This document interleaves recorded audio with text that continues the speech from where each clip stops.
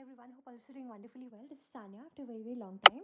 And guys, I'm not sure अभी कि आपको क्या दिख रहा है. It's I think my picture as well, but I'm not concerned about that क्योंकि it's too late and I'm recording it अभी. So guys, that's important to actually talk about something very important right now. Why? Because we all keep searching for times, right? We'll talk about it tomorrow. We'll talk about it maybe the next day or maybe some other day. But I think it's important to talk about it right now. Right now, why? Because आज ही time है, आज नहीं तो फिर कब करोगे आप. So guys, I am talking about mental well-being.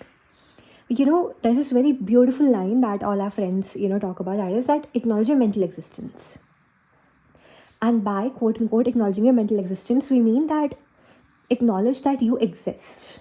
And when you acknowledge your mental existence, you don't just acknowledge your physical existence, but also your psychological needs, your social needs, your spiritual needs, everything is being acknowledged when it comes to mind and your soul, right?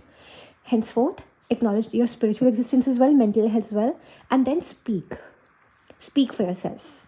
How will you speak in a way which is very very productive. First, आपको exactly क्या करना है, what do you want to do in life, take actions accordingly. For example, you have to be a successful person in life who is really amazing and inspiring. Inspiration can be in many forms. For everyone, it's very very simple that people should look up to you. And वो कभी but ऐसा नहीं होता है. Inspiration अलग तरीके से भी आ सकती है. Like for me, inspiration is about doing the right thing, and then ultimately अगर आप सब कुछ ठीक करते हो, things actually fall your way. That's inspiration for me. So henceforth, inspiration can be different for different people.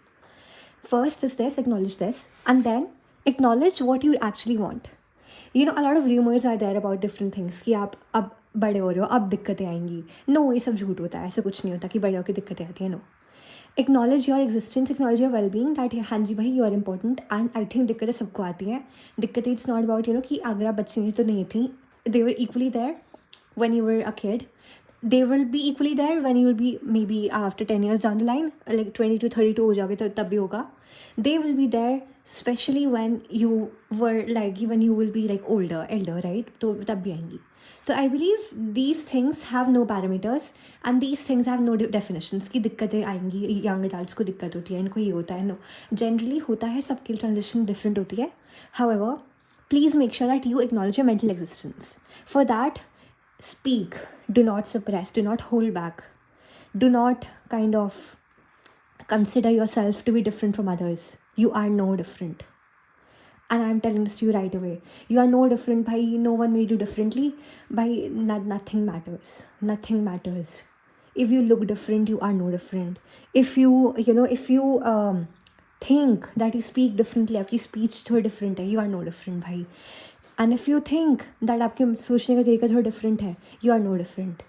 भाई, you're a human being who has the same needs that everyone has. तो भाई अपनी इस चीज़ को आप निकाल दो अभी. जितनी जल्दी निकालोगे आपके लिए ठीक रहेगा. Your face will actually go away. आपको लड़ाइयाँ नहीं करनी पड़ेंगी खुद से भी. That's one. नंबर 2,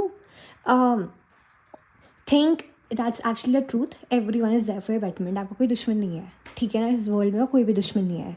आप बना रहे हो, आप नहीं बना रहे हो, आप किसी घर में कुछ क्या सोच रहे हो क्या नहीं सोच रहे हो, that depends upon you. That totally depends upon you.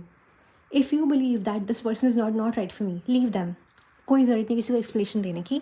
That will make your life the best, honestly. Second, you don't have to go on pleasing people कि भाई मेरा फ्रेंड नहीं है, वो नहीं है. इस एज में तो बिल्कुल अब मत करना, छोड़ दो. कर ले कोई बात नहीं, अब मत करना.